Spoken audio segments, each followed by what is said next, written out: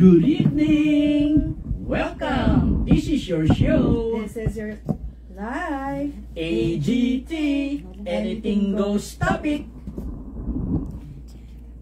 Season 7, episode 30, and today is April 22nd, 2025. and it's a Bible Tuesday na. Yes! Magandang gabi pong muli sa inyong lahat. Magandang gabi, Anje. Good evening, Tata Bird. At may bisita po tayo ngayon dito. Yes.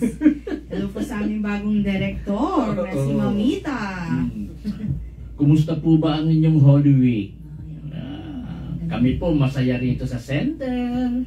Yes, totoo po. Mm-hmm. Ayan po. Sana po, bukod sa, syempre, bakasyon, nakapag-nilay-nilay din, nakapag-reflect, no? Totoo yun. Ang ganda nga, ang saya-saya ko nung umuwi ako nung Sabado, Anje, no? Dahil nga, ibang klase na experience natin dito sa center, no? At marami naman tayo natutunan kahit paano, masaya pa, may mga games din naman Oo. Ano yung Tata Bird, right? Balance kung ano yung tinuro sa atin sa physical, mental, emotional, spiritual activities. Diba? Kaya mababakas mo naman sa mukha ng mga nag-participate talaga na nag-enjoy sila. Opo. Yan po ang mamimiss ninyo kung hindi po nag-join, no, dito sa ating activity sa center. Correct. Ang dami pang food, ang isa pa. Ayun, ako, grabe. Thank you, Lord. Di naman natin in-expect na gano'ng kadaming pagkain. Pero, may merienda na, may panghapunan pa. Oo, totoo. Galing. Thank you po. Ay. Tsaka salamat po talaga sa lahat na nagpunta. Kasi syempre, alam naman natin na wala pa si Senyor, no? Hindi pa nakakabalik. Pero, talagang pinursige nilang makapunta kasi alam nilang, yun nga, kasi kakaiba yung activities natin. Actually, yung bilang ng mga umattend doon, hindi ko ina-expect na gano'n eh. Dahil alam naman natin na wala pa nga si Senyor. So, hindi nila inaakala na magiging magandang lalabas ng gano'n eh. So, mas hindi sila nagpunta, sayang talaga. Sayang. Napakaganda, napakasaya. Yun, oo. Kasi bawat activity kakaiba talaga. Lalo na ngayon. So, parang challenge po sa lahat, lalo na po sa volunteers, no, na kung paano natin may tatawid. Pero thank God po talaga. Thank you, Lord. Thank you, feeling ko naman si Senyor, pinag-pray talaga tayo, na maging successful. Thank you sa'yo, kay Miss Linda, kay Ate Ros, lahat po ng nag-participate. Yes. So, sa mga susunod na activities natin, mag-join na kayo. Oo nga, ayos po. Kasi, ang dagat nandiyan naman parate. Diba? Ayan. So, hello. Parang ano lang po yung ating life ngayon. Meron naman. Meron naman. Wala. Hello, ayun. Meron naman. Kasi yun nga po, yung dagat nandyan, yung bakasyon nandyan, hindi na mawawala. Pero yung ganitong experience, hindi siya ma-duplicate. Ay, sorry. Ibansik ko ang laway. Sorry po. Ayun. Okay. So, opo, congrats po sa Blue Team. Ayan. Kaya pala tayo naka-blue ngayon, Tata Bird. Naka-blue. Yun. Kasi, grabe nakakatuwa na. Usually kasi, ang mga hindi naman sa humble bragging, pag Holy Week, malakas ang white team. Kasi mga bata-bata. Pero siguro dahil tumatanda na rin kami, Tata Bird, kahit pa paano, mas madaming bata sa blue. Ayun. Saka, halos lahat ng games, no, na ipanalo ng blue. Ang isang maganda pa, sila may pinakamaraming participant. Yun. Sila may pinakamaraming dumating na miyembro. Kaya nabawi po sa attendance. Totoo yun. Galing. Congrats, Blue Team. Yeah. At happy birthday po kay Miss Ann Pantong. Happy birthday, Ann. Yes, happy birthday. Si si Al Uy. Yes, si Al. At si Mark Cuesta. Opo. Yung aming intro video or OVD na napapanood nyo, si Mark Cuesta po. Kaya happy birthday po. Salamat, Mark, sa mga tulong mo sa amin sa social media, online videos. Pero ang Christian word nga pala medyo nalungkot ngayon, no, sa biglang pagyao ng ating Papa na si Papa Pope Francis. Nalungkot talaga ang marami sa nangyaring yan. Actually, itong April G, no, napupuna ko dito sa ating bansa, sunod-sunod din yung mga kilalang tao. Mga artista na sumakab bilang buhay na. No? Among them, si Pilita Corrales, no, isang magaling na artista, singer. Then, sinundan ni Nora Aunor. Kanina nga lang inilibing nga, si Nora Aunor. At actually, si Nora Aunor, kaedad ko yan eh. Kaedad ko at ka-birthday ko pa. Ay, ka-birthday mo pala. May 21, 1953, parehas kami. Ang sabi nga, sabay daw kami umuha. Galing mo. Ka-birthday ko, eksakto. Magkaedad kami talaga. And then, kanina na naman, nadagdagan na naman, si Haji Alejandro, isang magaling na mang-aawit. Grabe no. Kaya nga eh. Sunod-sunod po. Mm-hmm. Talaga literal po sunod-sunod. Nakikirami po kami sa pamilya ng lahat po. Ng lahat na nito. Opo. Kahit sa Tata Bert sa Facebook po, dami kong kakilalang lumalabas doon So, mga isa teacher ko sa school, dalawang kaibigan, isa kapatid ng kabarkad. May ano po ngayong April. Yan ang dala ng April. Grabe po. Pero pinapipray din po namin. Siyempre yung mga naiwang pamilya dahil sila yung talagang magluluksa at kailangan ng strength at prayers natin. Ayan po. So, naano lang talaga ako tatabert dahil yun kay Pope Francis, para rin siyang si Pope John Paul na ang dami niyang, hindi natin masabi adhikain, pero yung from the heart na inspirasyon na tulong. At saka itong Papa na ito, no, kahit na isang very risky na gusto niyang puntahan na lugar, sige pa rin siya, katulad nangyari dito sa atin. Kasalukuyang pumapalo ng bagyong Yolanda nung bumisita siya sa atin dito 2015. Pinipigilan na siya ng marami, pati mga advisors niya na huwag pupunta sa Bisaya. Still, nagpursige pa rin. Pati nga yung piloto ng aeroplano sinakyan niya, kabado-kabado na eh. Biro mong Papa nga naman yung sakay niya. Still, nakarating ang Papa doon. Nakalapit sa mga tao, nakapunta sa mga tao na gusto nilang puntahan. Yung mga nasaranta. Napakagaling ng Papa talaga na ito. Grabe. Kaya, malaking loss po talaga. Ito do. Yan ang po talagang service of meant for the glory of God. Hindi lang, syempre, yung servisyo dahil lang nakikita. Pero yung walang arte, talagang direkta yung tulong. So, salamat po, Pope. Salamat ginawa po. 88 years old. Okay po. So, sige po, Tata Bert. Wala na rin naman ako masyadong hinahanap na balita. Yan pa lang more than enough na sa akin. Yung balita tungkol sa mga kilalang tao, mga artista, mga singers na Pilipino na sunod-sunod halos binawian ng buhay. And then, si Papa pa. Kaya, grabe po pala, no? Kasi kung, syempre may relationship po between Miss Nora Aunor and Miss Pilita Corrales. Kasi diba, anak po ni Monching, tapos anak niya si Lot. Tapos, yung mga apo, yun yung parang nagmumorn lang, tapos kinabukasan. Nagmumorn ulit. Pero, they're in God's hands, kaya okay lang po. Ganun po talaga ang buhay. Babalik tayo sa ating Creator. Ayan po. Batiin ko lang po, Tata Bert, ang ating mga viewers. Ang top 1 natin, all the way from Essen. Yan, si Miss Erlinda Omania. Salamat Essen, po. Germany. Wow, oo nga, no? Essen, Germany. At ang top 1 basher, live na live, nandito po sa ating studio, si Mamita. Yan. Nakaka-birthday lang. Sana nag-enjoy ka, Mamita, sa iyong birthday. Dami mong bisita. Enjoy din. Kami nag-enjoy. Yes. Thank you po sa Foodums. Ayan.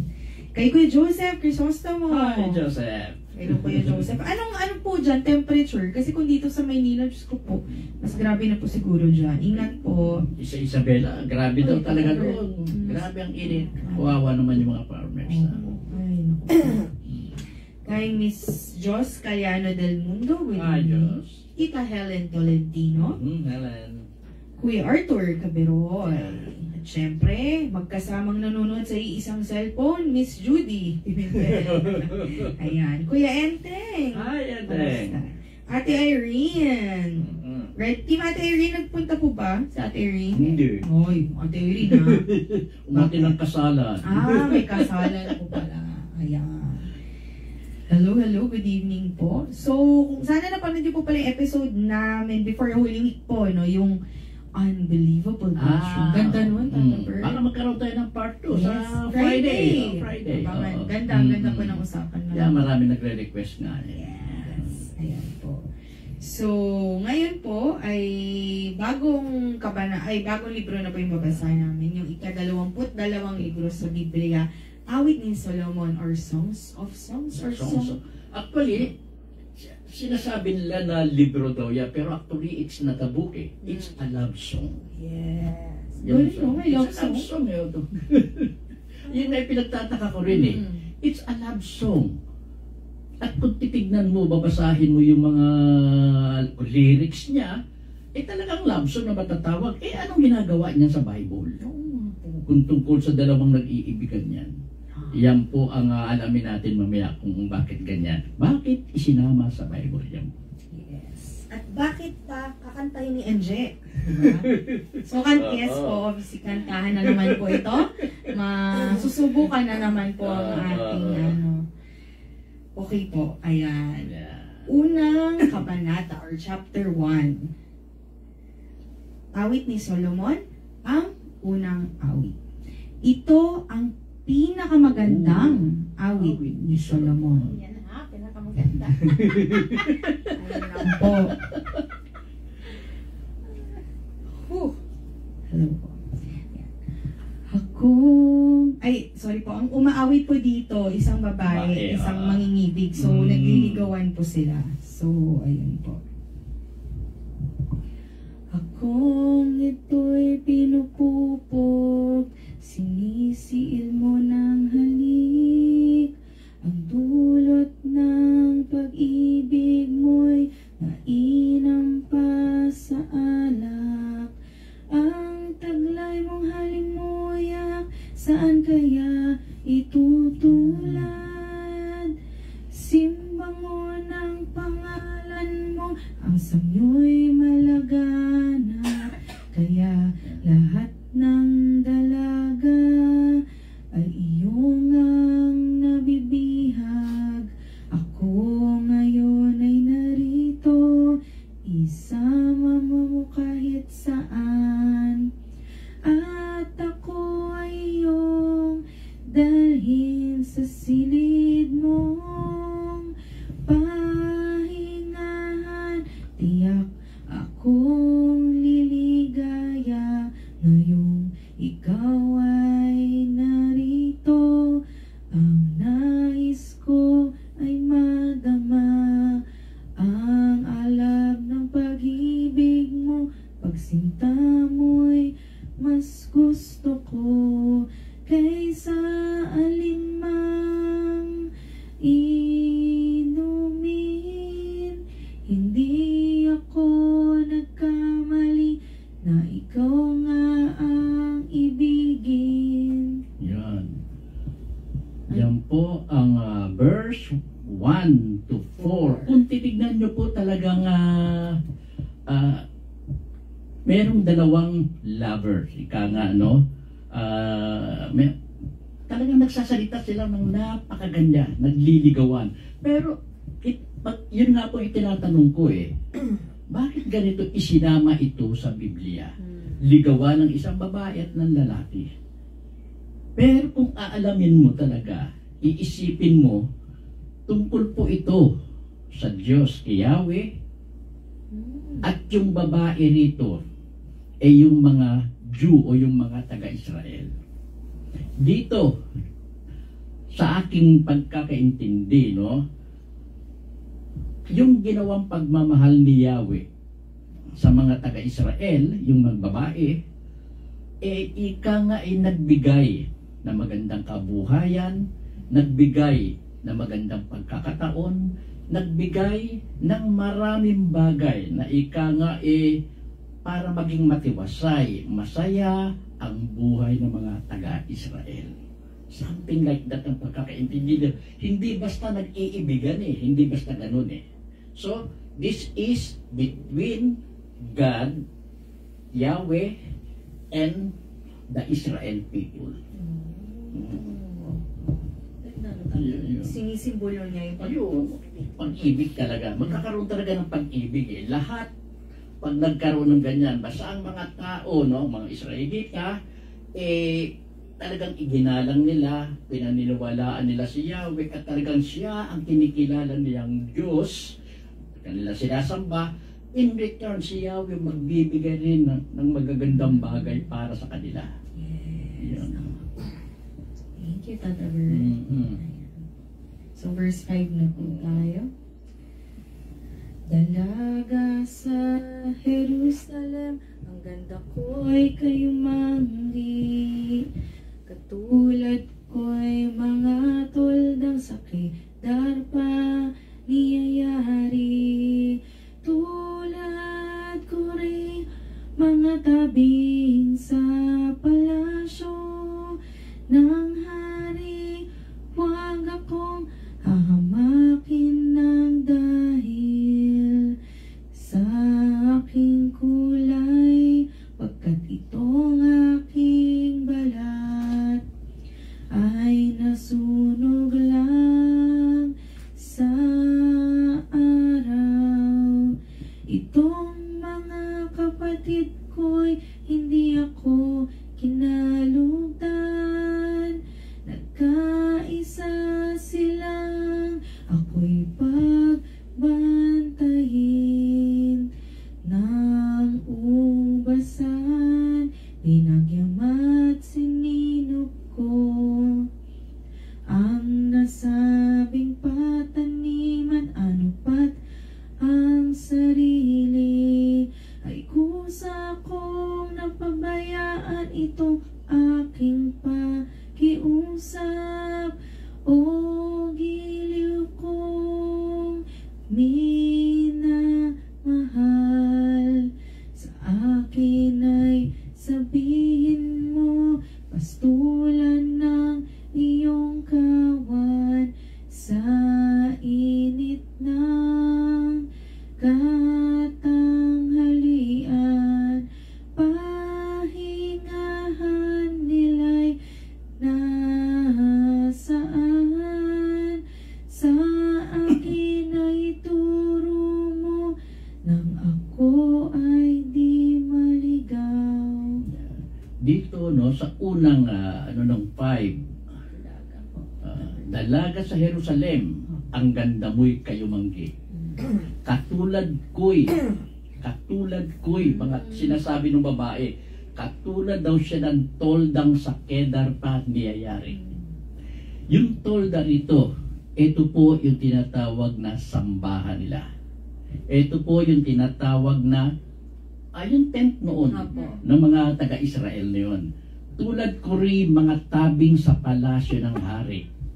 Yung tinatawag kasi doon sa temple ng Israel, merong tabing na naghihiwalay sa mga sumasamba at doon sa tinatawag na Holy of Holies. Diba? Yun ang nagseseparate. Itinulad nung babae rito na siya'y tabing. Ibig sabihin, tabing siya, almost nandoon na siya na kung saan naninirahan ang Diyos. So yung proximity, napakalapit na. Unlike yung nandoon siya sa labas ng tabing, na nangangailangan pang dumaan o bago malaman ng Diyos yung kanilang mga hinaing, ay idadaan pa sa mga pare o sa high priest.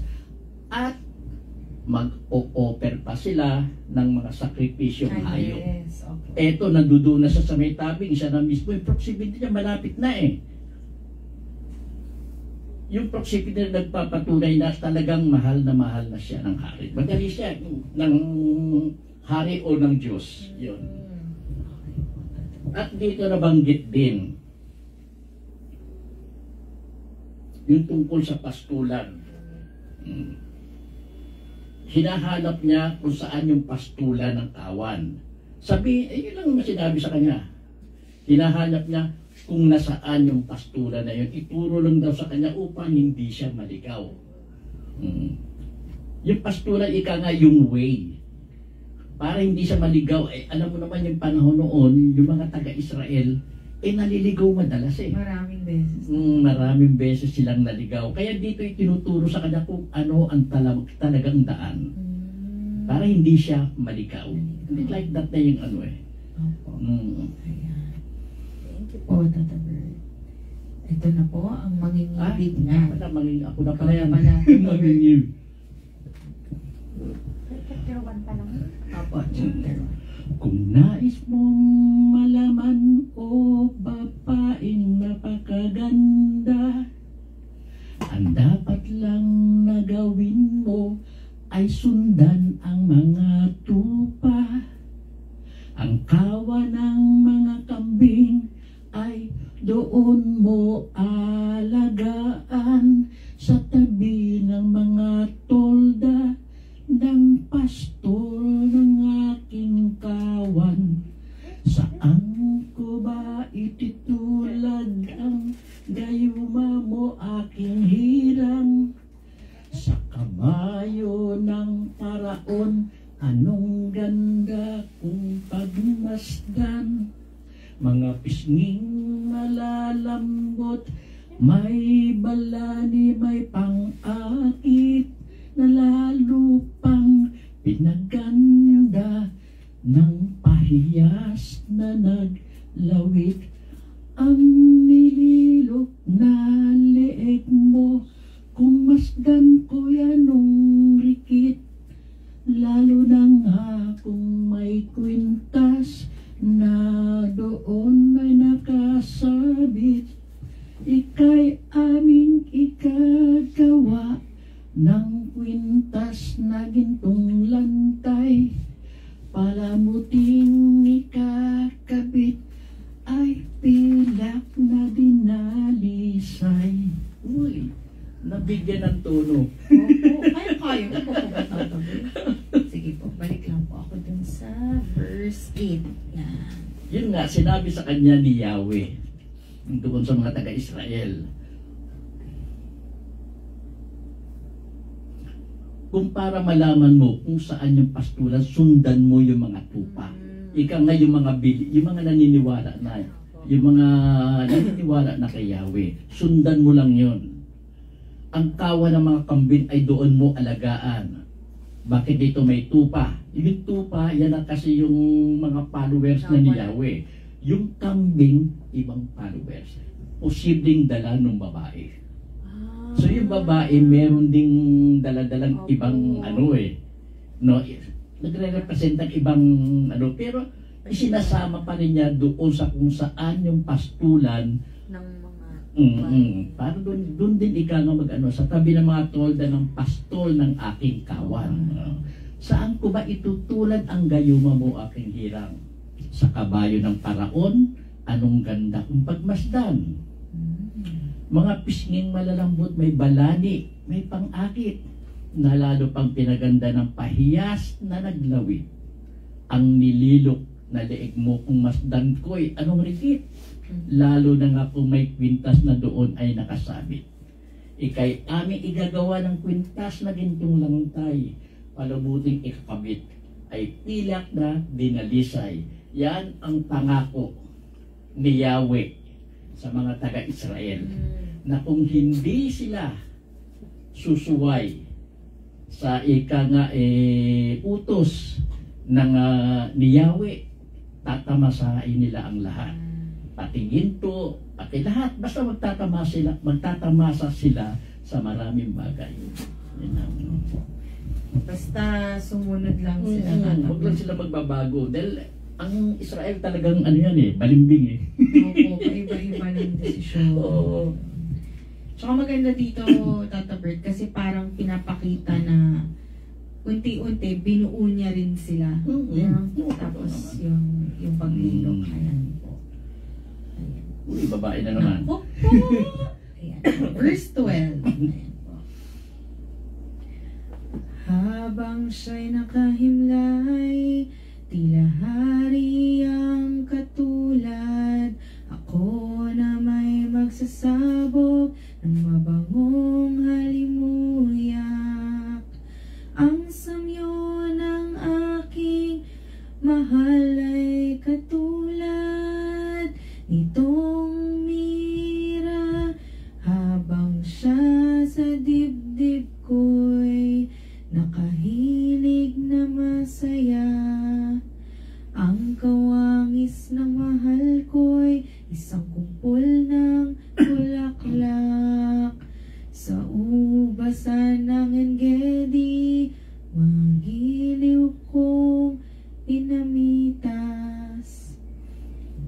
Yan, dyan ipinapakita naman ng mga taga-Israel, yung babae, na ika nga nag-o-offer din sila para sa Diyos, para sa hari. Para ika nga yun, mabangong halimuyak, nagsasabog sila upang maipakita rin nila ang kanilang pagmamahal sa Diyos. Habang siya ay dibdib ko'y nakahilig sa masaya. Ang kawangis ng mahal ko'y isang kumpul ng bulaklak. Sa ubasa ng Engedi, magiliw kong pinamitas. Ganun lang naman no? Nakikita nila na maganda yung pag-aalaga sa kanila ni Yahweh. Kaya ginagantihan din nila na maganda ito.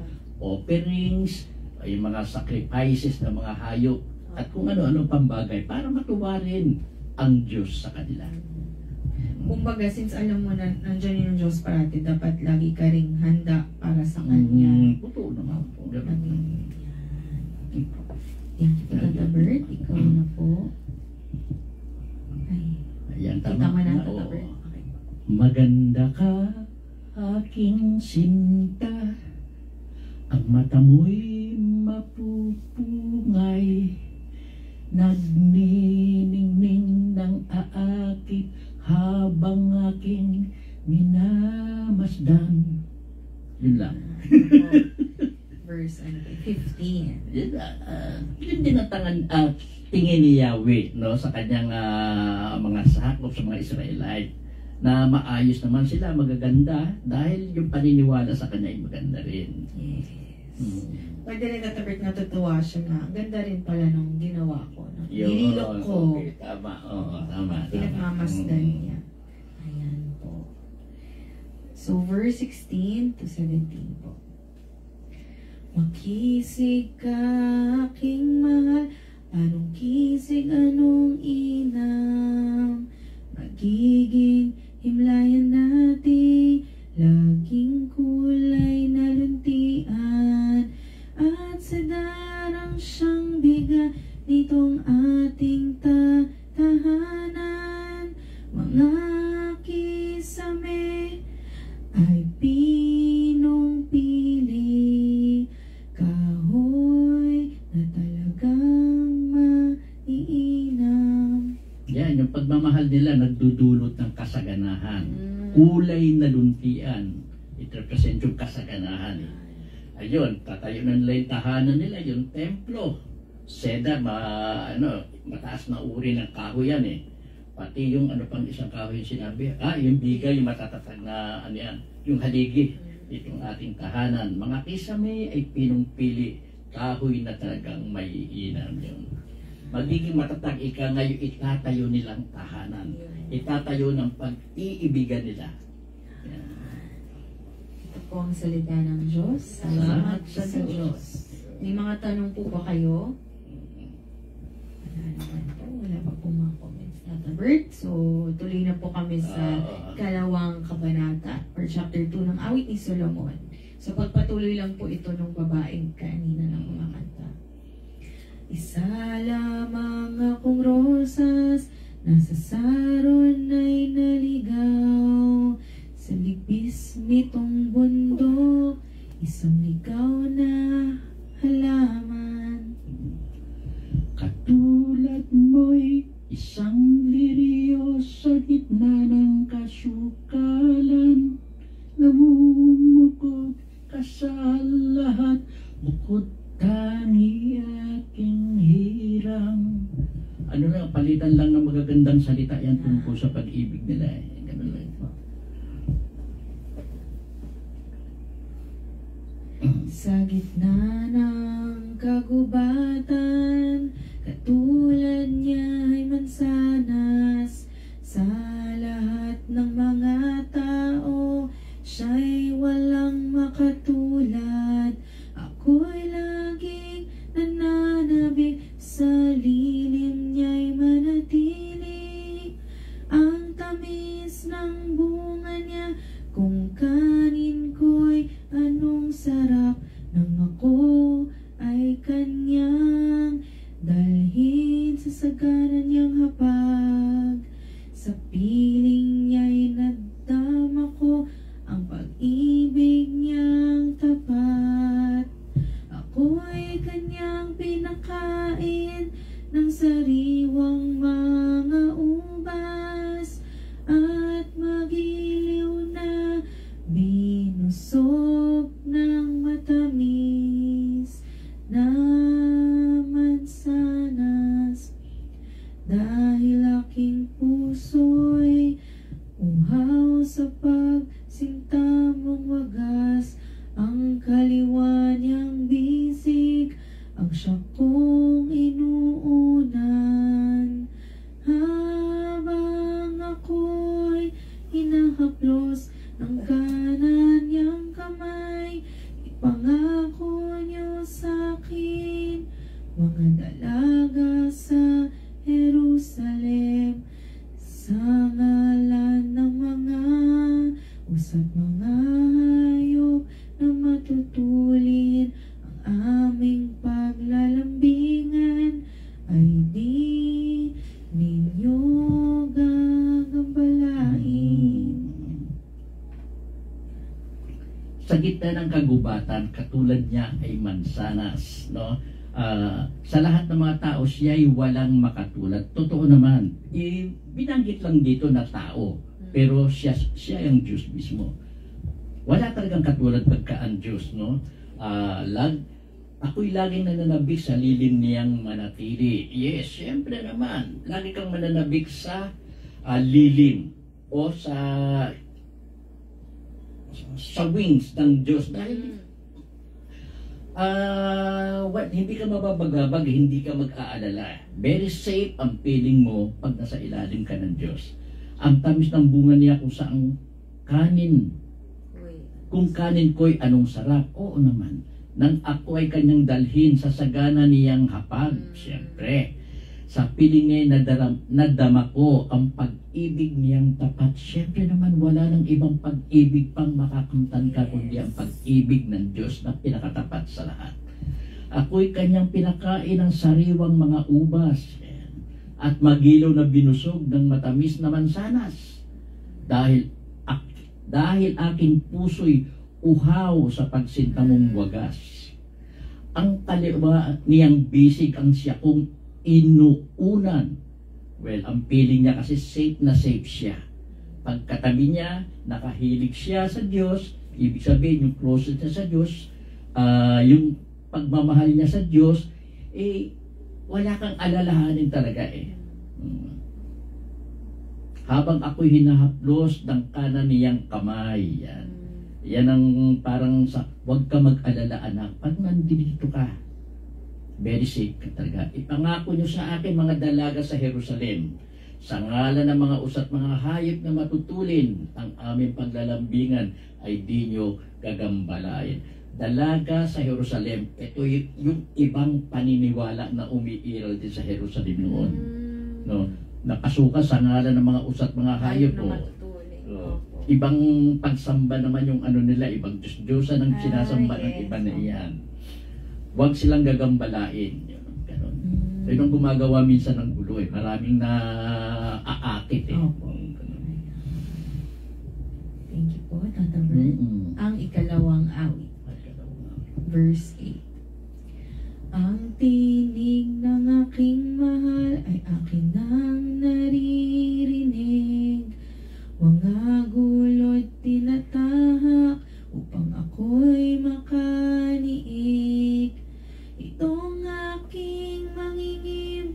tulad ng isang usap.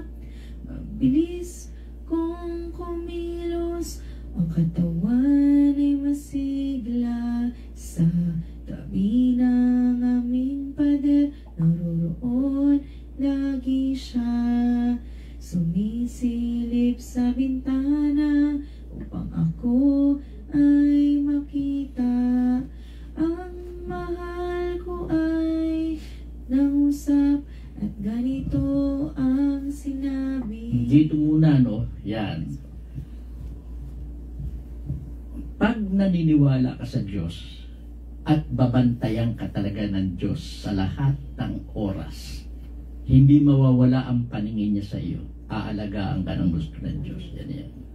Sumisilip sa bintana upang ako ay makita. Ang mahal ko ay nangusap at ganito ang sinabi. Dito naman. Dito kasi sabi ng dito yung seguridad mo. O walang problema pag Diyos. Lagi kang binabantayan ng Diyos eh. So, ayan.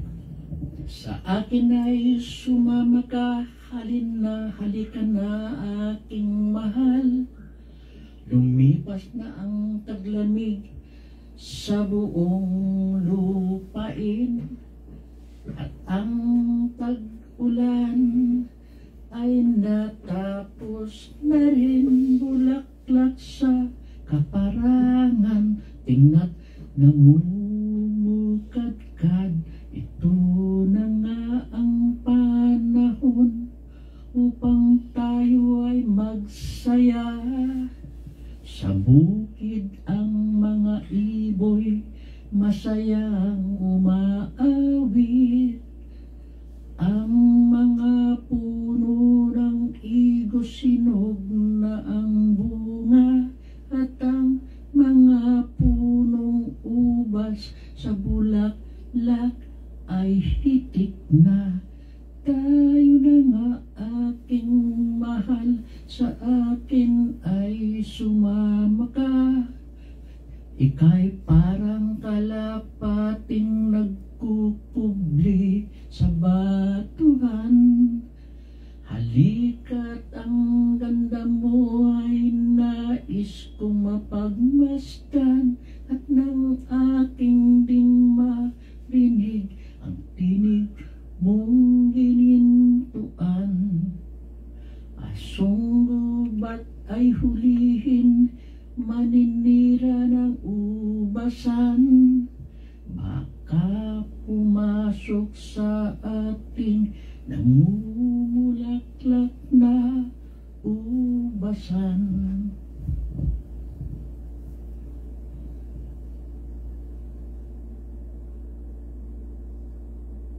Sa akin ay sumama ka, halika na aking mahal.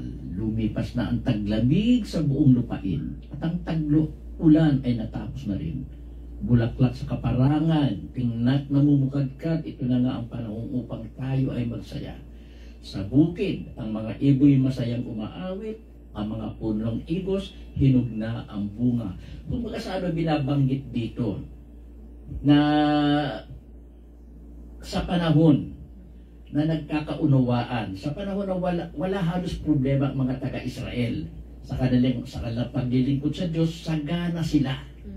Nagse-celebrate sila ng kanilang mga festival, so kung ano-ano pa man, ng mga pista nila na kung ano-ano. Masaya talaga ang makakanta nila dyan sa pag-ano niyan. Dahil hindi sila sumisira pa sa kanilang pagbibigay galang kay Yahweh o sa Diyos.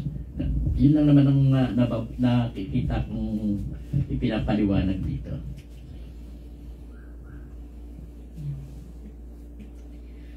Ang ibig ko ay akin, at ako na may kaniya. Sa gitna ng mga liriw, kumakain ang kawan niya. Hanggang dilim ay maparang, ganito ang ginagawa. Sa paghihip ng amihang umaga, ang siyang badya. Magbalik ka, aking sinta, magmadali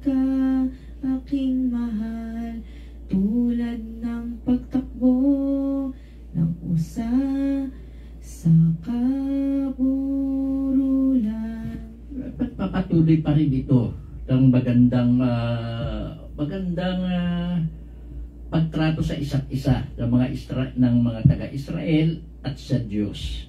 Nagiging maayos ang lahat para sa kanila.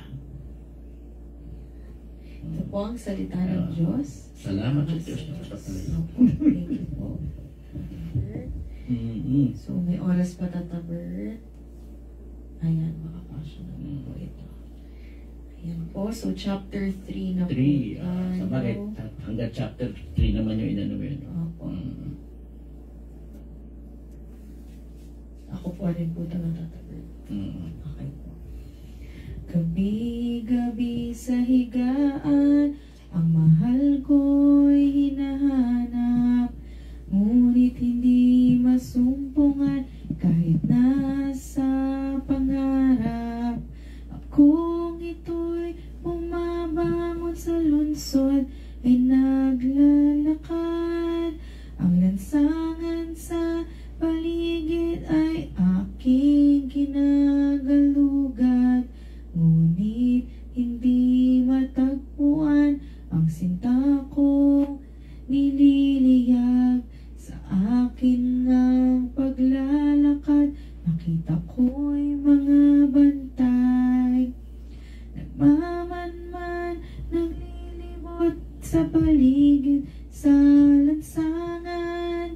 Sa kanilang tanong ko, mahal ko ba ay nasaan? Ayan po. Nandito ka na tapos? Pwede, ano po, Tata Brits? Isunod ko na po ito. Sige po. Sunod na po namin sa verse 4. Nang aking iwan ang nasabing mga tanod, bigla na lang nakita ang mahal kong iniirog. Siya'y aking hinawakan at hindi na binitiwan, hanggang siya'y madala ko sa bahay kong sinilangan. Ipangako niyo sa akin mga dalaga sa Jerusalem, sa ngalan ng mga usa at hayop na matutulin, ang aming paglalambingan ay di niyo gagambalain. Ito ang panahon na medyo nagkakaroon na naman ng kalabuan yung relasyon ng Israel sa Diyos, no? Mukhang may gumugulo na naman sa kanila yan. Kaya hinahanap nila ang Diyos. Although sila ang may kasalanan. Pagka ganito kasi nakikita ng Diyos na may ginagawa na lumalayo ang Israel, medyo nalulungkot din ang Diyos. Humaharap din ng paraan kung papaano matutulungan mga taga-Israel neto na talagang maging totoo at maging kumpleto yung pagmamahal nila sa Kanya. Ito na naman yung nag-ano-ano na naman ang kaisipan ng mga taga-Israel eh. Hinahanap nila ang Diyos na naman. Pero dumating ang punto na nakita rin nila. Nagising na naman sila. Kaya nung naging malapit na naman sila, halos ayaw na naman nilang bitawan ang Diyos. Diyan medyo naggugulo-gulo na naman ang isipan nila eh. Ipangako ninyo sa akin mga dalaga, ito na naman yung dalaga sa Jerusalem, sa ngalan ng mga usa at hayop na matutulin, ang aming paglalambigan ay di nyo gagambalain. Nagkaano na naman kasi sila noon sa ibang paniniwala eh. Sila rin naman ang gumugulo sa sarili nila eh. Tsaka diba, pag sa panahon natin ngayon, tatapos kung ano, ang simbolo lang yan eh, pag minsan, talagang may nangyayari para kasi nakakalimutan din natin siya dahil nadi-distract. Parang sila, na-distract sila sa mga Diyos-Diyosan. So, nawalan sila ngayon. Hahanapin nila yung ramdaman nilang pag-ibig na hindi kaya pantayan ng mga Diyos-Diyosan. Ang ikatlong awit. Ikaw na naman yan. Yes. Namumuro ko tayo. Ano itong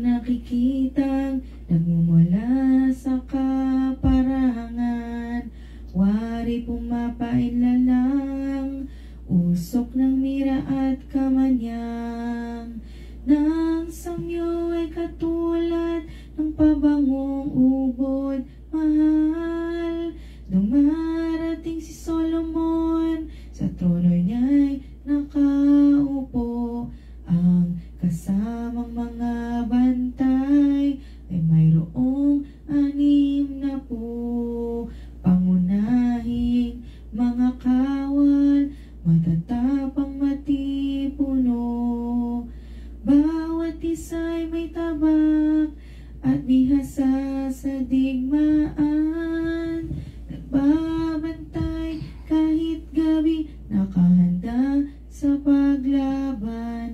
Ang magandang trono nitong Haring si Solomon, pawangyari sa piling kahoy ng Lebanon.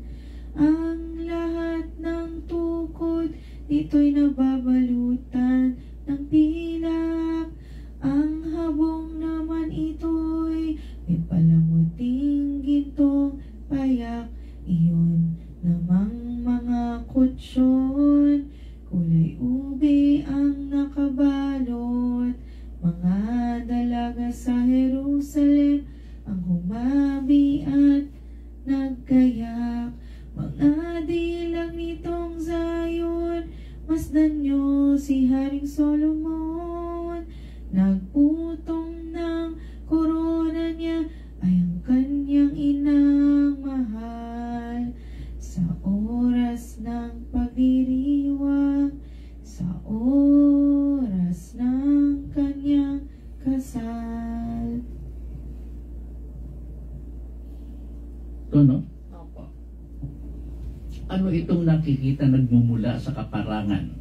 Waray pumapailan lang usok ng mira at kamanyang, na ang samyo ay katulad ng pabangong ubod mahal. Dumarating si Solomon sa trono niya ay nakaupo. Ang kasamang mga bantay ay mayroong 60. Pangunahing mga kawal, matatapang, matipuno. Bawat isa ay may tabak at bihasa sa digmaan. Nagbabantay kahit gabi, nakahanda sa paglaban. Ang magandang trono nitong Haring si Solomon, pawangyari sa piling kahoy ng Libanon. Ang lahat ng tukod nito'y nababalutan ng pilak. Ang habong naman nito'y may palamuting gintong payak. Ito namang mga kutsyon, kulay ubi ang nakabalot. Mga dalaga sa Jerusalem ang humabi at nagayak.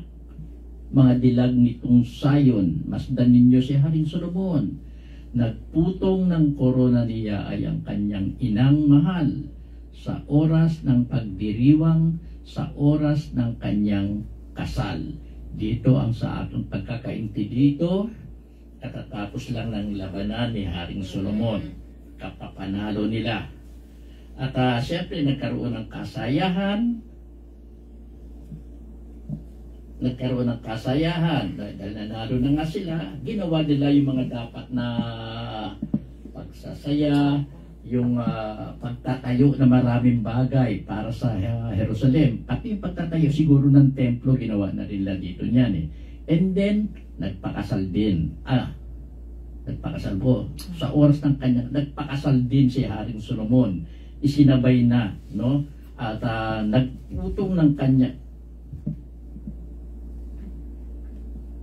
kanyang ina ang nagputong ng korona niya bilang hari at sa oras ng kanyang kasal. Nanay na palang nagputong ng korona sa kanya. Ang kanyang inang mahal, no? Yun ang ano rito. Nasa pagbubunyi sila niyan eh. Katatapos ng gyera. Ito po ang salita ng Diyos. Salamat sa Diyos. Salamat sa Diyos. Ayan. So, ang aking natutunan naman po dito, teka po. Wait lang po. Ayun na pala. Sorry po, wait na.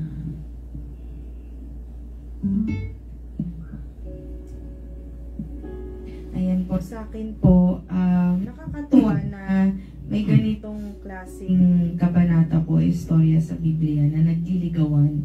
Kung una mo siyang babasahin, tama po si Tata Berte, bakit po meron sa Biblia? Pero bigla mong marirealize, alam mo, hello po, for me, hello, ay sorry, yun. Para sa akin, the best love story. Daming love story. Paano sa pelikula, sa totoong buhay, happily married, or gone. Pero the best love story talaga is yung pagmamahal sa atin ng Diyos. kakatapos ng Holy Week, pero diba, yung, syempre nung panahon na to, si Yahweh sa Israelites, yung sakripisyo ni Yahweh para sa kanila. Nung Holy Week, yun na, kahit anong pangusga o pangungutya kay Jesus o kay Kristo, tinanggap niya para sa atin, para mabayaran niya lahat ng kasalanan natin. So, ang hindi ko makakalimutan na linya, Tata Bert. May favorite akong song sa school dati na There's no love greater than this. Hindi ko lang narinig ka. And there's no greater love than this, that a man would give his life for a friend. So, yun ang hindi ko makakalimutan. Tapos, pagdating ko dito, naririnig ko kay Senyor. So, talagang greatest love is the greatest sacrifices. Talagang giving your life. Not just sharing your time. Iba yung giving your life kasi. For me, lalo na sa panahon ngayon, makikita nyo, sino talaga yung nagbibigay importansya, lalo na yung sa mga pasyente, sa mga center. Ako, sobrang bilib ako kay Tata Bert, kay Ate Linda, kay Ate Rose, kay Tita Bella, lahat na volunteers para natin dito kasi hindi madali for them. Lalo na, di ba, may next generation naman pero sila talaga yung nananaig na tumutulong at lagi. Kung alam niyo lang po yung sakripisyo, naiyak ako, pero kasi grabe po sila. Yun lang masasabi ko. And because sila ganyan is because of Senyor. Kung ano yung tinuro niya sa atin, yun yung greatest love na napamahagi sa atin ni Senyor, is yung sakripisyo niya na kahit wala siya. Kung alam niyo lang po, marami siyang nasa isip, nasa plano niya, na binibigay sa amin na instruction. So, for him, yung greatest sacrifice na ginawa niya is to prioritize mga pasyente, lahat ng taong namang problema over his family, diba? Over his friends and family. So, ayun lang, sa akin, Tata Bert. Talagang thankful ako sa greatest love stories na nararamdaman ko. Sa center, sa pamilya ko, sa nanay ko. Yan, grabe rin sakripisyo yan. So, yun lang po. Salamat, Anje. Wow, ganda nung sinabi mo na yun.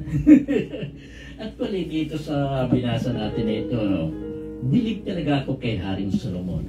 Isa siyang hari, isa siyang lover. Biro mo, yung pag-iibigan na yun, ginamit niya. Ika nga para maging parang mabulaklak ang ginawa niya para mabulaklak talaga yung relasyon ng Diyos at ng mga taga-Israel. Nung una kasing tinignan ko itong libro nito, bakit ganito itong ano na ito? Parang talagang ano ng dalawang nag-iibigan Pero anong ginagawa nito sa Biblia? Oo, totoo naman, ang Biblia kasi ay pag-ibig. No?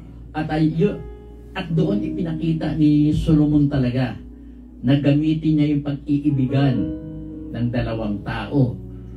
Yung magic na meron yon, tapos yung kasayahan na meron, yung pag-ibig na yun, ginamit niya dito para maipakita rin naman na ang pag-ibig ng Diyos sa tao dito sa mga taga-Israel ay napakaganda. Nawa nga lang, ituloy-tuloy sana ng mga taga-Israel yung pag-ibig na yon. Although, sa bandang dulo, ganun din naman. Pero, ang daming digmaan kasing nangyari sa pabagong-bagong naging yung kaisipan talaga ng mga taga-Israel nagpabago-bago Kumbaga sa hindi naging solido, hindi naging tuloy-tuloy yung ginawa nilang pag-ibig sa Diyos. Pero bilib din naman ako dito talaga kay Haring Solomon kung paano niya ginawa yung pag-compose ng awit na ito para maipakita lang ang pag-ibig ng Diyos sa mga taga-Israel. Thank you so much, Tata Bert. Thank you din dahil, di ba, na ano mo siya, na-interpret mo siya na way na. Thank you, Tata Bert. Hindi ko na-resume kung ano, pero yun ang pagkakaintindi ko yun para mabigyan man lang ng kung ano yung ibig sabihin ng pagkakasama nung love song na ito dito sa Bible. Yes, thank you, Tata Bert. Wisdom din yan. Kay Lord. Thank you, Tata Bert. So, mamaya po, request po kami na mag-join po kayo ng online prayer vigil po mamayang 10 o'clock dahil please lang po, join us po tonight. And then sa mga replays po, pwede mo panood dito po sa Facebook Senior Anthony Vivero Facebook page or sa YouTube po Anthony Vivero-AGP. At bukas nga po pala, para doon sa mga interesado na sumama sa Novena, no, alas 8 ng umaga po yan, live din po yan, no? Kaya sa pangunguna ni Tita Hermie, alas 8 po yan ng umaga, and then bukas din bago maggamutan, abangan nyo na rin po yung 133rd lecture po natin. Salamat po, magandang gabi sa inyong lahat. Good evening po, God bless, salamat po sa panonood.